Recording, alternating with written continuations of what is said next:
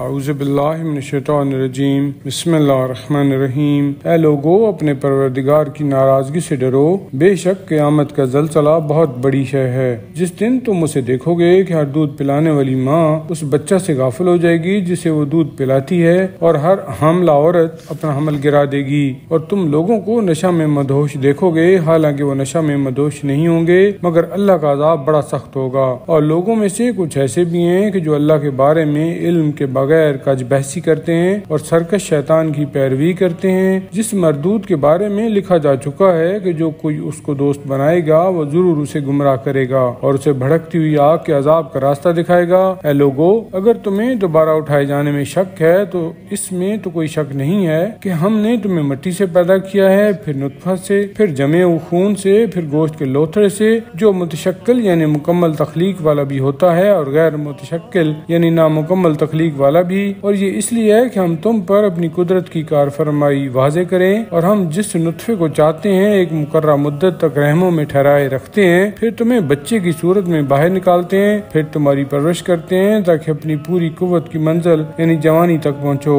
پھر تم میں سے بعض کو تو بڑھاپے سے پہلے اٹھا لیا جاتا ہے اور بعض کو پست ترین عمر کی طرف لوٹا دیا جاتا ہے، تاکہ جاننے کے بعد کچھ نہ جانے۔ اور تم دیکھتے ہو کہ زمین خشک پڑی ہے، تو جب ہم اس پر پانی برساتے ہیں تو وہ لہلہانے اور ابھرنے لگتی ہے اور ہر قسم کی خوشنما نباتات اگاتی ہے۔ یہ سب کچھ اس لیے ہے کہ اللہ ہی کی ذات حق ہے، اور بے شک وہی مردوں کو زندہ کرتا ہے اور وہ ہر چیز پر قادر ہے، اور قیامت ضرور آنے والی ہے جس میں کوئی شک نہیں ہے، اور یقیناً اللہ انہیں زندہ کرے گا جو قبروں میں ہیں۔ اور لوگوں میں سے کچھ ایسے بھی ہیں جو اللہ کے بارے میں بغیر کسی علم کے، بغیر کسی رہنمائی کے اور بغیر کسی روشن کتاب کے کج بحثی کرتے ہیں، غرور سے اپنے شانے کو موڑے ہوئے اور گردن اکڑائے ہوئے، تاکہ لوگوں کو اللہ کی راہ سے گمراہ کریں۔ ان کے لیے دنیا میں رسوائی ہے، اور قیامت کے دن ہم انہیں جلانے والی آگ کے عذاب کا مزہ چکھائیں گے، تب اسے بتایا جائے گا کہ یہ سب کچھ سزا ہے اس کی جو تیرے دونوں ہاتھوں نے آگے بھیجا ہے، اور خدا ہرگز اپنے بندوں پر ظلم کرنے والا نہیں ہے۔ اور لوگوں میں کوئی ایسا بھی ہوتا ہے جو کنارہ پر رہ کر خدا کی عبادت کرتا ہے، سو اگر اسے کوئی فائدہ پہنچ جائے تو وہ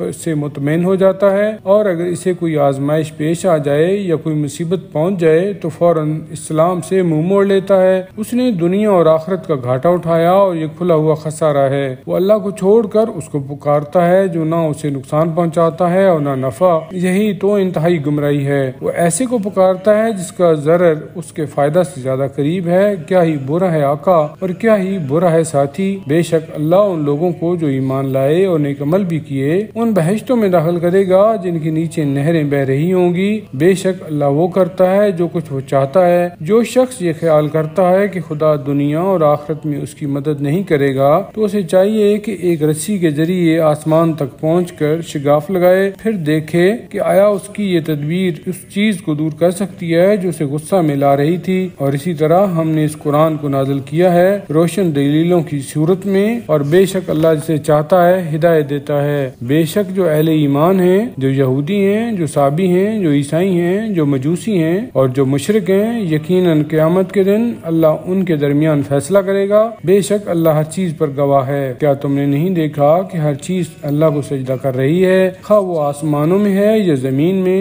سورج، چاند، ستارے، پہاڑ، درخت، چوپائے اور بہت سارے انسان بھی، اور بہت سارے انسان وہ ہیں جن پر عذاب مقرر ہو چکا ہے، اور جس کو اللہ ذلیل کر دے اسے کوئی عزت دینے والا نہیں ہے۔ بے شک اللہ کرتا ہے جو وہ چاہتا ہے۔